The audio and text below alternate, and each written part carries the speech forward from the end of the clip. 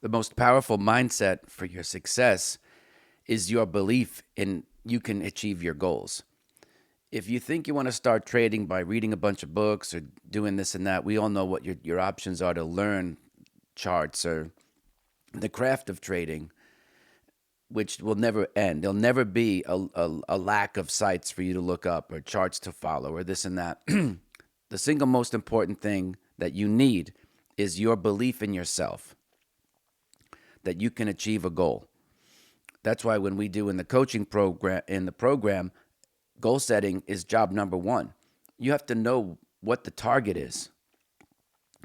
If you think that I'm going to acquire information first and then I'll figure it out, not going to work.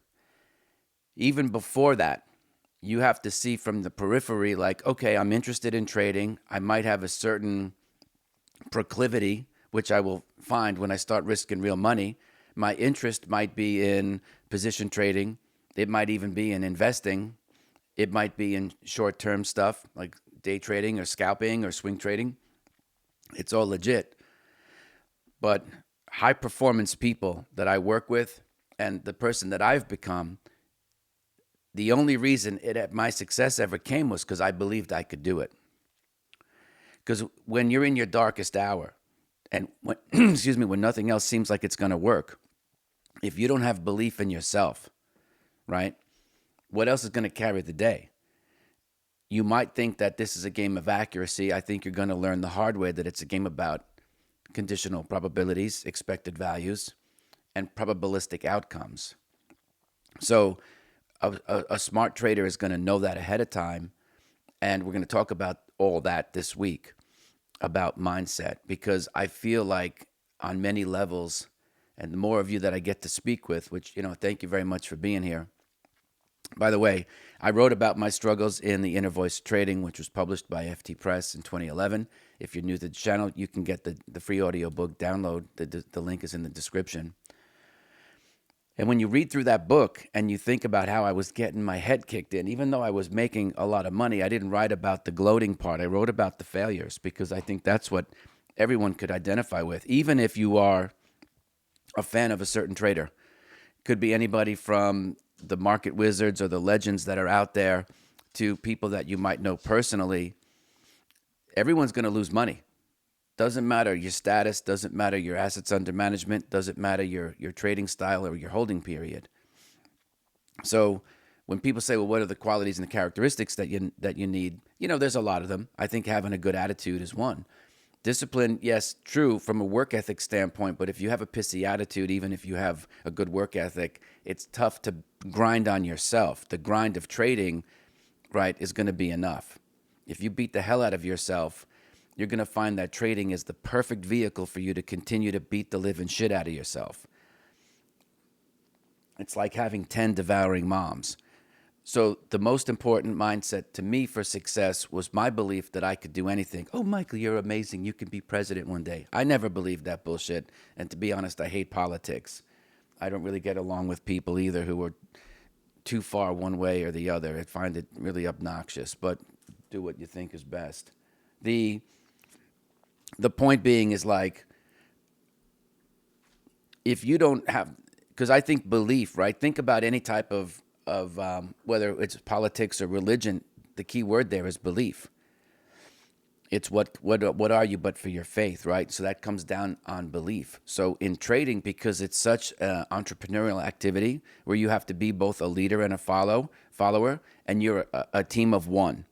No matter who else is out there, even if you are listening and you are, or you currently are, you were, or you think you're going to be a coaching client, you're still on your own. I can help you shorten your learning curve and help you go geometric in terms of your ability, for sure. But if you don't believe that you can do it, there's nothing that I can do at any price point to help you.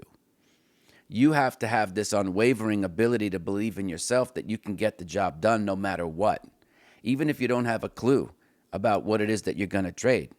Because in that regard, it shouldn't matter. And that, I think, is really good advice for life. I mean, if I look at the things that I've done in my professional career, I've certainly lost a lot of money.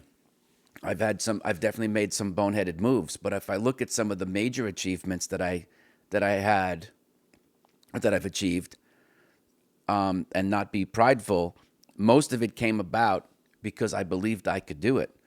Even in getting, I'll call it the book deal, when I was reaching out to publishers and I was doing it via cold email because I didn't have any relationships. I just thought I had a memoir in me in the form of a book that would be informative and entertaining, different from all these how-to books.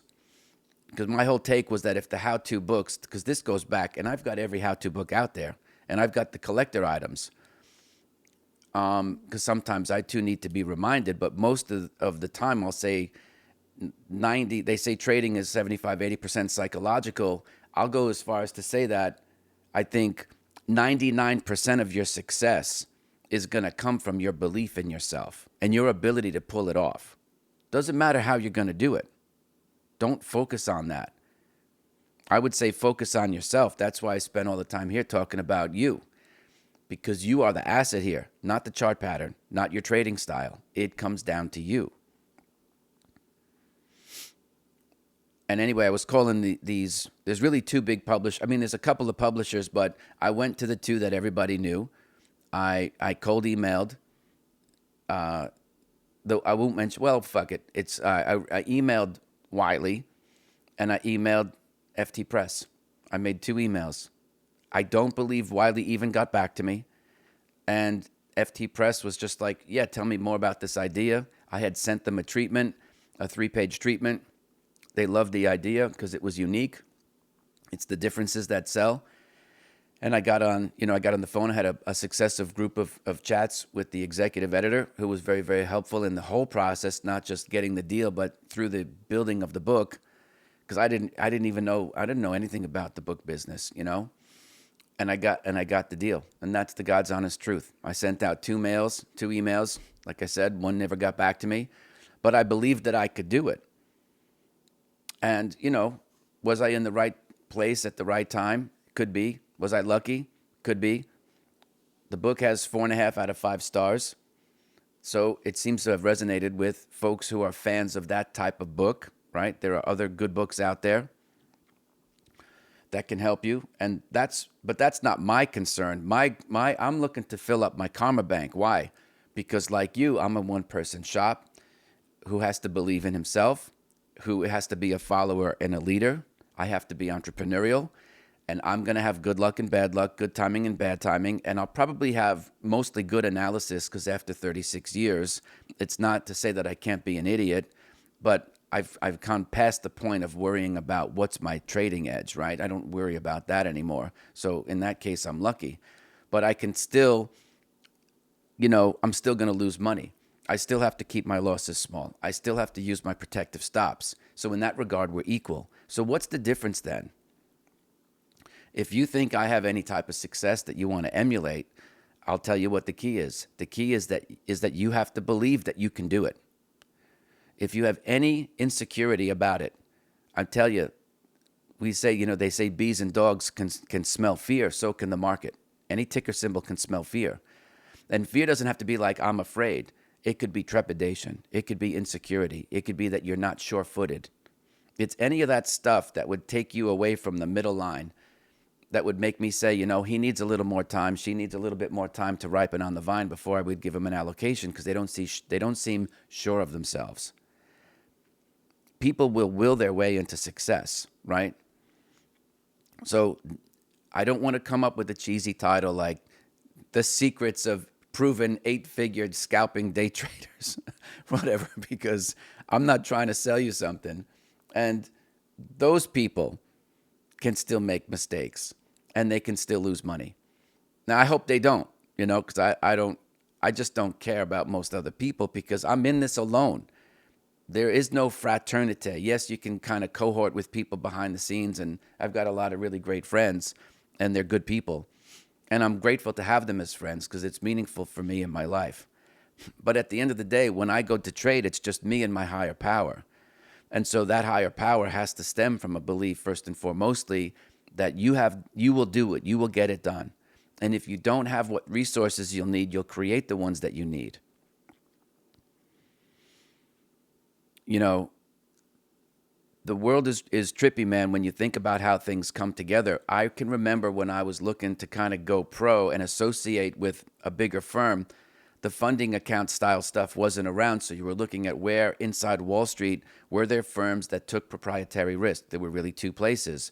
There were real, it's because proprietary trading today is a bastardized version of the word.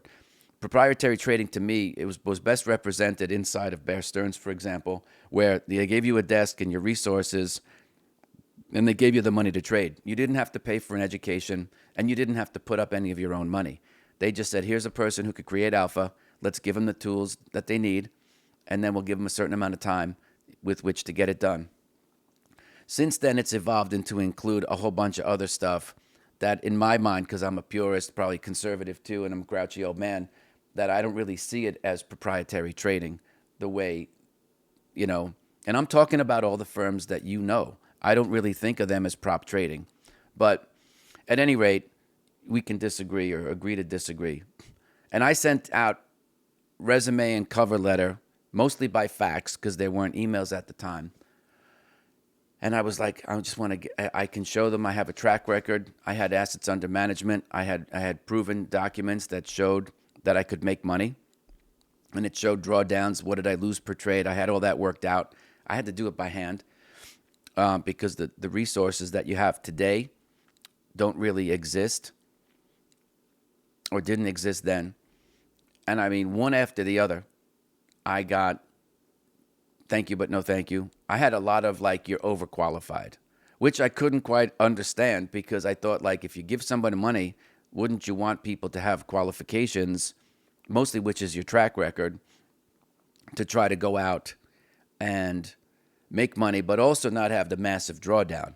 And my ratios were good. My ratios were like 5-1, which means like my best month was 5 times the size of my losing month. So I made a point to know that not losing is just as important as having the ability to make. Because if I have $1 million to give you to trade, I don't want to see you having plus 500, minus 500 months. They might happen coincidentally, but normally you want to see drawdowns that are much smaller, too, because of the emotional aspect of trading, and that you don't want to have to dig yourself out of a deep hole because of what it does to you. It could put you in a make or break kind of a situation.